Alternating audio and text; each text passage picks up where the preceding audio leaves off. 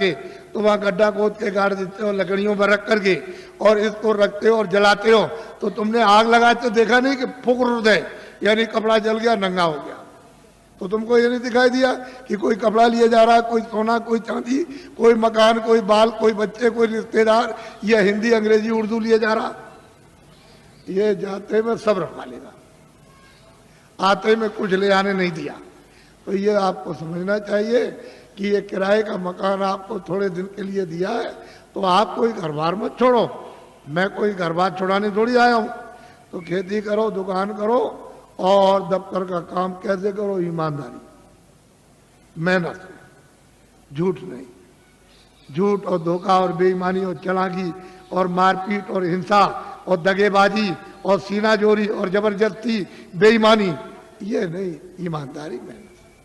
घर में आओ, अपने बच्चों की सेवा करो, ये दो ही तो आपकी ड्यूटी है और क्या ड्यूटी। और जब आप जाओ सोने, कोई काम ना हो तो ये मनुष्य मंदिर है, इसमें जीवात्मा बैठी हुई है और ऊपर से परमात्मा 24 घंटे बोल रहा,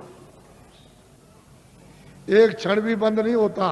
24 घंटे उसका कथा कीर्तन आरती 24 घंटे हो रही है और तुम्हारे कानों तक आवाज दे रहा कि तू मेरी आवाज को सुन ले, और मेरी आवाज को सुनकर पकड़ के मेरे पास चला। तो तुम कभी सुना? कूड़ा कचरा लाद लिया इस पर। तो मैं तुमको जरा बताता हूं, ये तो बहुत से डॉक्टर हैं यहाँ और आप पढ़े लिखे हो, विद्वान हो, आप जानते हो कि जीवात्मा कहाँ है इस शरीर में। तुमको मालूम, ये जो मिट्टी पड़ी है उसका एक बालू का कण, एक जर्रा उसके लाख टुकड़े कर दिए जाए, उससे भी वो छोटी है और इस शरीर में बंद है। तो किसी ने एक्सरे में, किसी ने आले में बताया, कहीं नहीं पता चलता। सब लोग आला खेलते हैं कि इसमें कौन है, कौन निकल गया और कौन डाला गया, लेकिन कहीं कुछ नहीं। तो मैं तुमको बताता हूँ, तुम तो मतलब ये है कि मेरी बात पढ़े लिखे अनपढ़ सब सुनो। देखो ये मनुष्य शरीर, बच्चा पीछे हो जाओ, इधर पीछे मत खींचना नहीं फोटो, ये सत्संग हो रहा है नहीं, आप कुछ मत करो। ये फोटो किस लिए खींच रहे हो, अभी मत खींचो। देखो मेरी तरफ, ये अनमोल मनुष्य शरीर है, ये मनुष्य मंदिर है, इसमें 24 घंटे देववाणी, आगाजवाणी, आसमानी आवाज, कलमा और आयतें हो रही हैं। मैं तुमको इधर बताता हूं, देखो इधर, ये जीवात्मा न इधर है न इस तरफ है, न ये इधर बैठी हुई न इधर, और न इस तरफ है, यानी इधर नीचे कहीं नहीं। अब मेरी तरफ देखो, ये दोनों आंखें बीचों बीच में, ये जीवात्मा दोनों आंखों के मध्य में, दरमियान में ये बैठी हुई। यहां उस जीवात्मा में एक आंख है, वो तीसरी आंख, तीसरा नेत्र, और शरीर में 2 आंखें। कितनी आंख हुई बोलो, जोर से बोला करो ताकि समझ में आ जाए। 3 आंखें हो गई। देखो इधर, ये जीवात्मा दोनों आंखों के बीचों बीच बैठी हुई है। उस जीवात्मा में एक कान है और शरीर में 2 कान। कितने कान हुए? 3 कान हुए। अब तुम समझ लोगे तो जल्दी आ जाएगा। ये जीवात्मा बैठी हुई है दोनों आंखों के बीचों बीच। उस जीवात्मा में एक नाक है और शरीर में 2 नाक। कितनी नाक हुई? 3 हो गई। तुमको कभी किसी ने बताया कि 3 आंख है, 3 कान है, 3 नाक है? कोई बताने वाला तुमको मिला? पहले सोचो इस बात के लिए। तो इधर देखो, ये 2 आंख, 2 कान, 2 नाक, ये तो शरीर में। ये बाहर का काम करते हैं, सुनने का और देखने का और सूंघने का। अब जो अंदर में जीवात्मा जो बैठी है, उसमें एक कान है, एक आंख है और एक नाक है। तो इस आकाश के ऊपर सुनने का काम करेगी, देखने का और सूंघने का। तो तुमने कभी शास्त्रों में कि स्वर्ग की और बैकुंठ की बहिष्ठी कितनी सुगंधी है, तुमने कभी सुना? तो ये नाक सूंघेगी। वहां कितनी सुंदरता है, यानी कितनी वहां खूबसूरती है, तो ये आंख देखेगी ये बाहर की। तुमने कभी किसी से पूछा, और तुमने कभी रामायण है, गीता है, कभी शास्त्रों को तुमने ध्यान से पढ़ा? उन महात्माओं ने तो देखा था, उन्होंने तो तीसरी आंख, तीसरा कान उन्होंने खोला था। इन आत्माओं की जमीन जो ये दोनों आंखों के बीचों बीच बैठी हुई है, तो इधर देखो ये डंडा है, ये पूरा डंडा, पूरा का पूरा। इधर देखो, जब दो आंखें ये खुलती हैं तो आप देखते हो कि आसमान ऊपर है, जमीन नीचे। तो शरीर की जमीन तो ये नीचे है और शरीर का आसमान ऊपर। लेकिन ये जो तीसरी ये आंख है, जो जीवात्मा बैठी वो यहाँ, वो तीसरी आंख, तीसरा कान, तीसरा नाक इस आकाश के ऊपर ऊपर है। तो आत्माओं की जमीन ऊपर है, जीव आत्माओं की जमीन ऊपर है। वो चेतन है, वो जड़ नहीं है।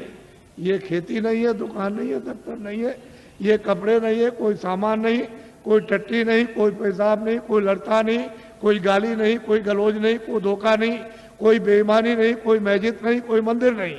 ये जीवात्माओं की चेतन जमीन ऊपर। तो तुमने कभी किसी से पूछा कि महात्मा नाम किसका है, योगी किसको कहते हैं, क्यों योगी कहा जाता, क्यों महात्मा कहा जाता, क्यों महापुरुष कहा? ये तो आपने कभी पूछा नहीं।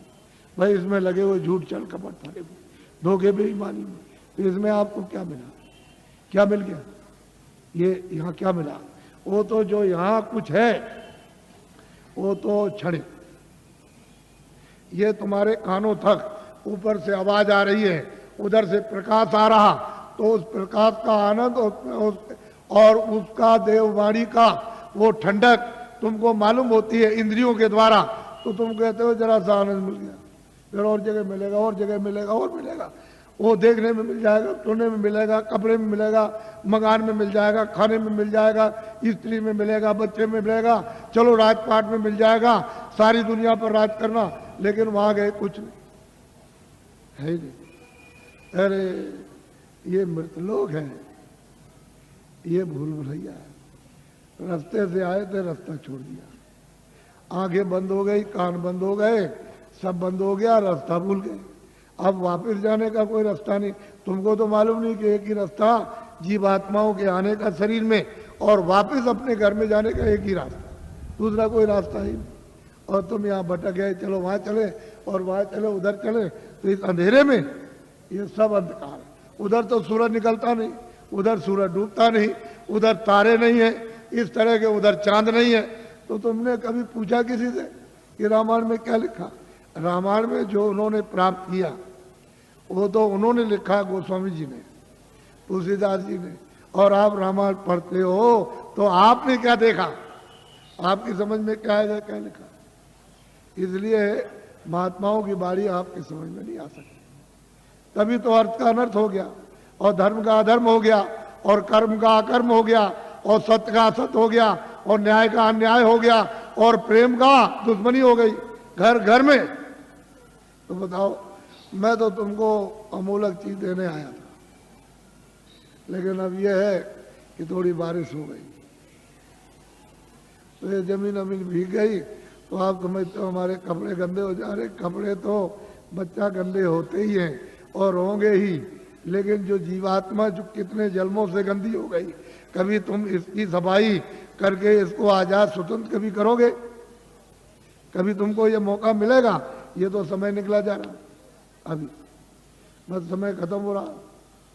बहुत तो समय चला गया आपका, बहुत बरस आपके निकल गए, अब ये थोड़े से रह गए, वो भी निकलने वाला। बस फौरन वारंट अभी कटता है और तुमको निकाल देगा। बस साल सुई की नोक और बालू का एक कण, एक जर्रा जाने वाला है, एक किराए का मकान है। तो अमोलक चीज, ये अनमोल मनुष्य मंदिर में ये जीवात्माओं का अमोलक धन। तो तुमने ये तो कभी सोचा नहीं कि भाई हमने जीवात्मा के लिए अभी तक क्या इकट्ठा किया, उसके लिए कौन सा धन कमा के रखा कि जब तुम यहाँ से जाने लगोगे तो जीवात्मा की रक्षा हिफाजत होगी। उधर तो कोई मदद करेगा नहीं, उधर तो इधर से निकालेगा। और उधर उसने हिसाब कर दिया कि इनको ले जाओ, इन्होंने बड़े मृत लोक में जाकर बड़े दुष्कर्म और बड़े मतलब बुरे काम और पाप कर्म किए, तो इनको ले जाओ, कुत्ते में बंद करो जाकर के। तो कुत्ते में बंद, कुत्ते से निकाला बिल्ली में बंद, बीच से मिला तो गधे में बंद, गधे से निकाला ऊंट में बंद, तो ऊंट से निकाला किसी पंछी में बंद, तो 4 खाने 84 लज्जोनिया। फिर तुमको ये मनुष्य शरीर किधर मिलेगा? तुम तो ये सब जानते नहीं, तुमको तो ये सब मालूम नहीं, तुमने तो देखा नहीं। इसलिए मैं तुमको अमूलक चीज देने के आया हूं। कुछ आत्म धन चलते चला था। जीवात्मा के लिए कुछ आत्म धन यानी ईश्वरीय खुदाई रूहों को खजाना, उनको कुछ दे दो इस जिस्म में, शरीर में, तो इसका भला हो जाए, नहीं तो ये जा रही है तो दब गई, ये इसको कौन छुड़ाएगा।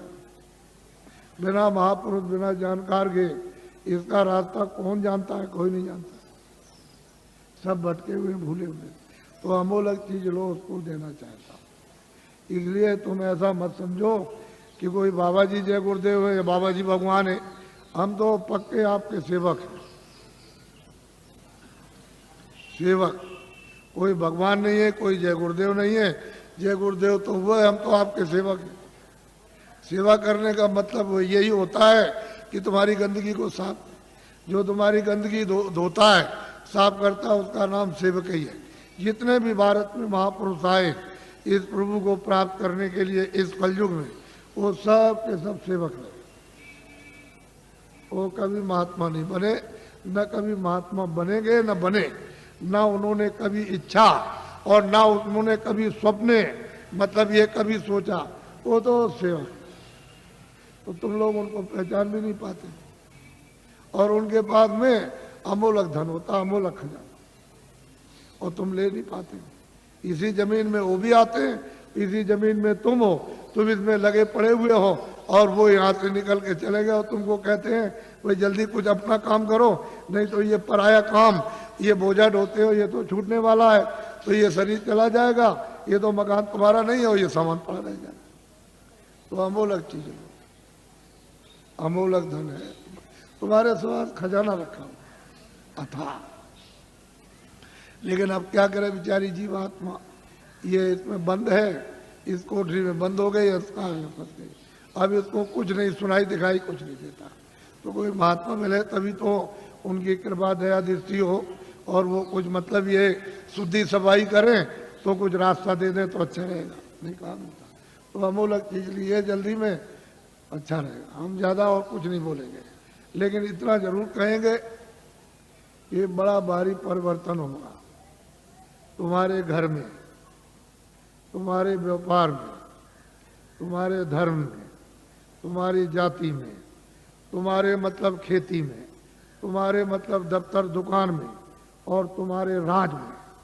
इतना भारी परिवर्तन होगा जो तुमको ख्वाब और सुन में भी पता नहीं है। ऐसा मालूम होता है कि बड़े भारी कष्ट आने वाले, तकलीफ, तुमको तो अभी पता नहीं है।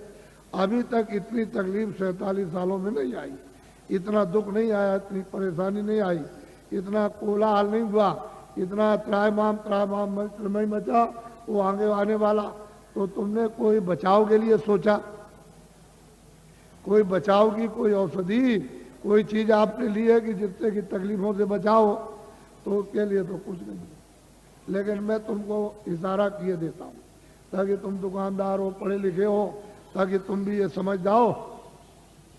देखो मेरी विनती प्रार्थना है कि आप कोई भी आंदोलन हड़ताल तोड़ दो।